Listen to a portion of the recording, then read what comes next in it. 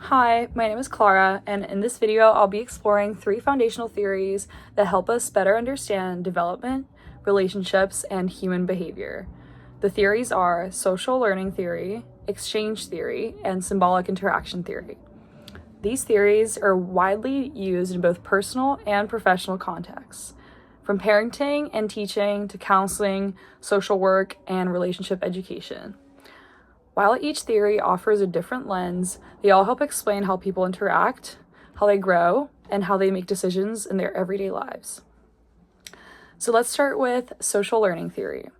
This theory focuses on how people learn through observing others, especially those they look up to, like parents, guardians, teachers, or peers.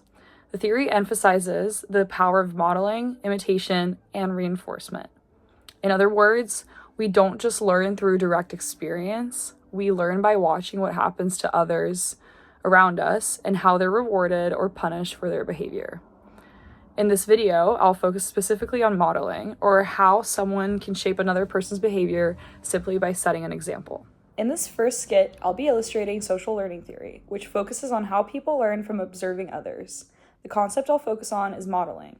Specifically, how children imitate behaviors they see in their parents or caregivers, especially when those behaviors are rewarded. Oh shit! Later in the day. Oh shit! Alternatively. Oh, that's okay. I'll just put them back on the shelf. Later in that day. That's okay. I'll just put them back on the table. In this scenario, we see how a parent's calm, intentional response to a frustrating situation can shape how a child responds in their own moments of stress. The parent doesn't explicitly teach the child what to do. There's no lecture or instruction involved. Instead, the adult handles a challenge in a composed and solution-focused way, and the child quietly absorbs the example. Later, when something goes wrong in their own experience, the child naturally draws on what they've observed, not just copying the behavior, but also the emotional tone and the attitude behind it. What's powerful about this kind of interaction is that it doesn't require a planned lesson. It happens in the flow of daily life, during spilled water, broken dishes, or even bedtime routines. Children are constantly watching and making sense of how the adults around them behave, especially in moments of challenge. These small instances often become internal templates for how to act, react, and regulate emotions as they grow. From a professional standpoint, this understanding can guide how caregivers, educators, and practitioners interact with children. It reminds us that how we behave around children may matter just as much or even more than what we tell them.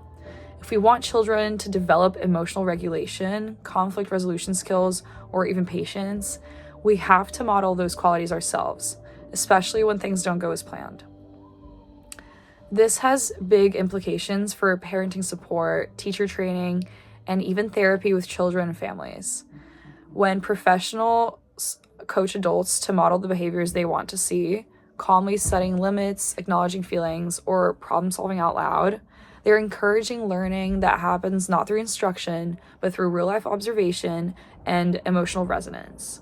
These everyday choices in tone, action, and response can lay the foundation for long-term growth in the children who are watching. Next, I'll be illustrating exchange theory, which is based on the idea that people weigh the costs and rewards of specific interactions. We make choices that maximize benefits and minimize costs in relationships, whether that be romantic, familial, or professional. I feel like I've been doing no chores all week by myself. I know, I'm sorry, I've had so much work this week. As long as you take the dog out, I don't mind. Yeah, that sounds fine. That way we can find something that works for both of us. Yes, that sounds perfect.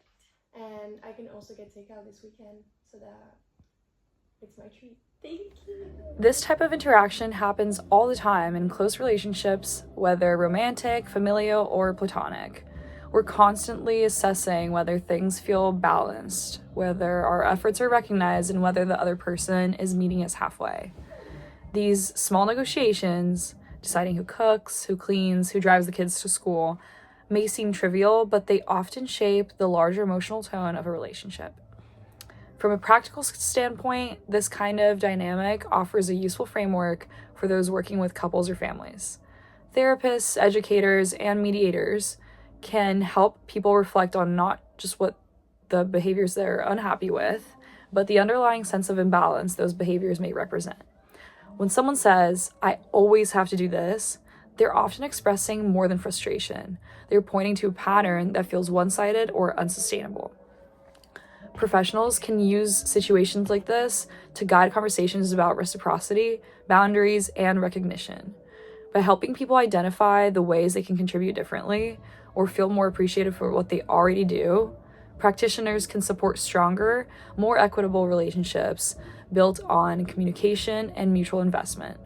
It's not about keeping score, but about creating a shared understanding of value and fairness that supports long-term connection. Finally, I'll be illustrating symbolic interaction theory, which emphasizes how people assign meaning to objects, words, and actions during social interactions. I'm going to focus on how symbols like clothing and tone of voice can influence the way others perceive us. Oh, Sarah, you okay? Oh, I'm fine. Oh, when you put your hoodie on, it made me think you were sad. I just didn't sleep well last night. I'm fine. Oh, okay, good. In this scene, a teacher notices that one of their students seems distant. They're wearing a hoodie, keeping their earbuds in, and giving minimal responses. The teacher could easily interpret this behavior as disrespect, defiance, or disinterest. But instead of jumping to conclusions, they approach the student gently and ask what's going on. In doing so, the teacher opens the door for clarification, and the student shares that the hoodie and quietness aren't meant to signal anything negative.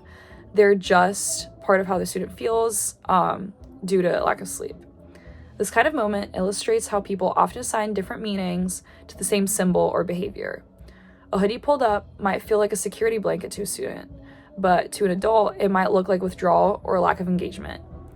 That gap in perception can lead to tension, miscommunication, or even discipline, unless someone takes the time to explore what the behavior actually means to the individual expressing it. This reflection has major implications in professional settings, especially in education, counseling, and healthcare, where understanding a person's internal perspective is key to building trust.